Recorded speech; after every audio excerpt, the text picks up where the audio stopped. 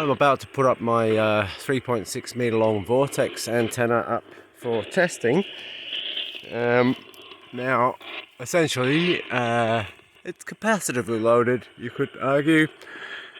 So this is the hot element that will work with respect to ground, which in this case will be the shield of the coax and earth ground.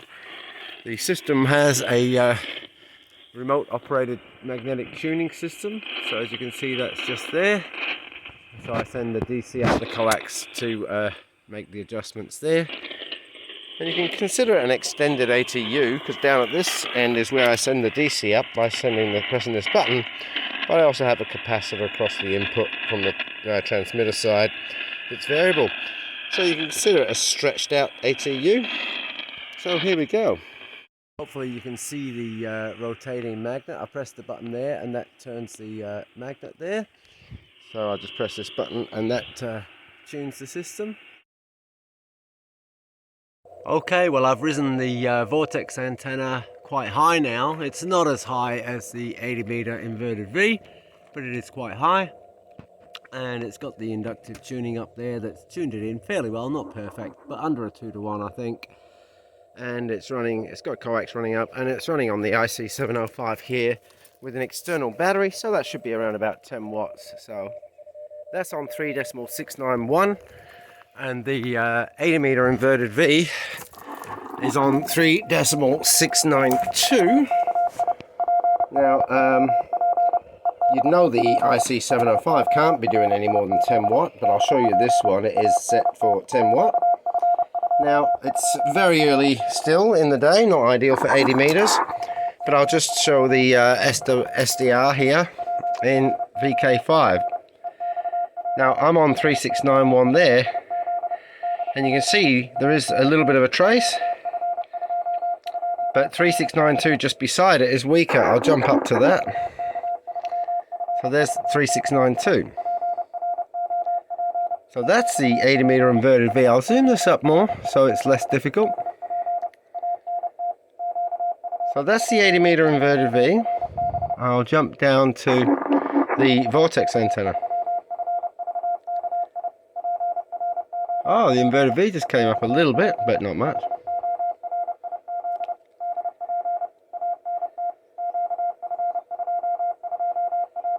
So the Vortex antenna is actually beating the 80 meter inverted V on 80 meters right now into VK5. That's impressive. Taking a quick look at the Space Weather Service's ionospheric map for NVIS. So my station and the receive station are in that sort of dark blue there, which is 8 megahertz for NVIS. So still very high, and just stand by. And so now I've just pulled up the hourly HAP chart, which based on Melbourne, which is where I am roughly, the target location is pretty much between that light blue and the darker greyish blue, which is represented by the 12 and 14 megahertz. So really the conditions are much more suited to much higher parts of the spectrum for that trip right now.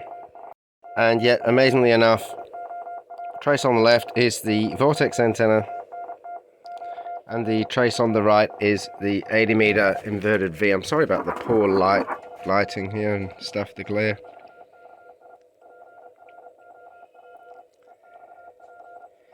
I'm waiting for the inverted V to show itself again.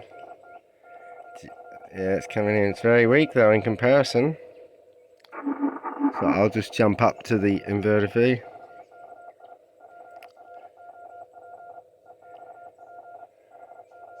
I'll jump back to the Vortex antenna.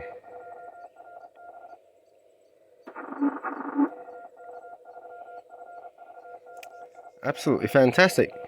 So interestingly enough, the Vortex antenna has a much smaller footprint, though now she's very high.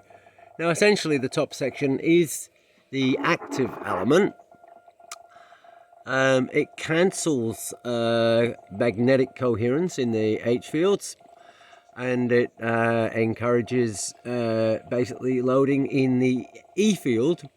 So it's basically utilizing distributed capacitance within the vertical element.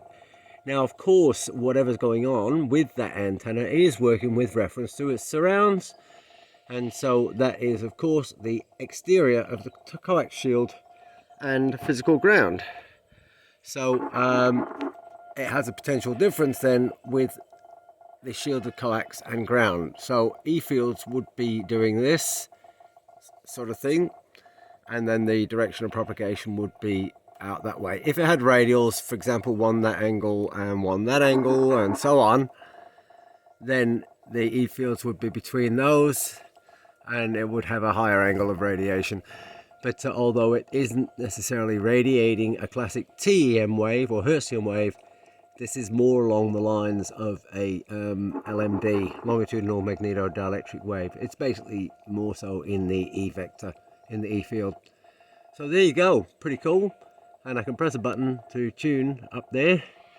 So I basically tune the inductor remotely with DC, but and down at this end though, where the coax from the antenna comes to this unit, where I've got my DC and my little button to control the motor up there, and of course it's basically built in bias T to prevent any of the DC getting into the radio.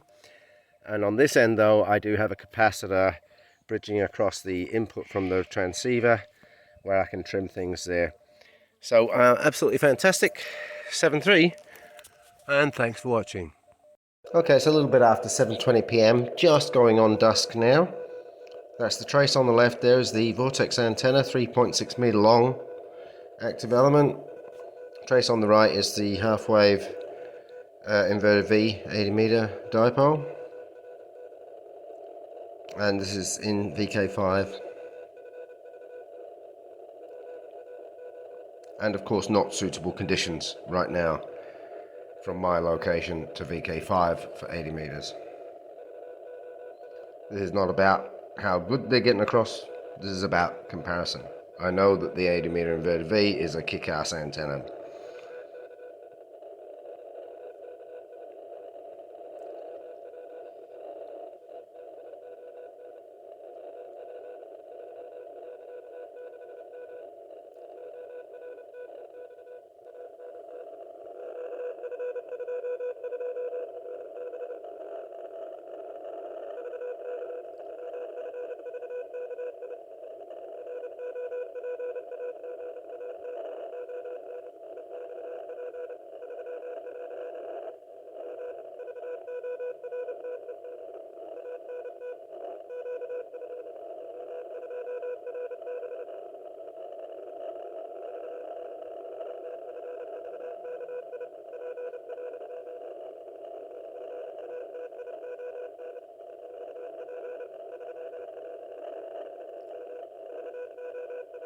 It's very good. 7.3, and thanks for watching.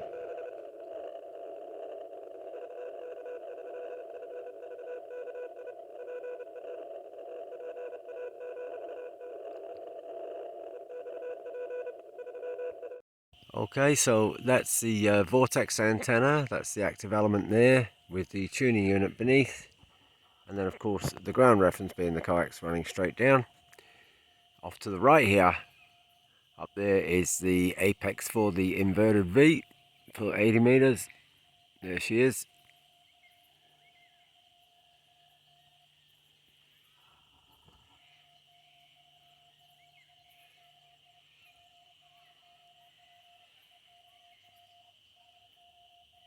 I am so impressed with the Vortex antenna. I may make a dipole version. It's just very fiddly to make that element, so I've got to make a mirror image one. But it's a lot of bloody mucking around. 7.3, and thanks for watching.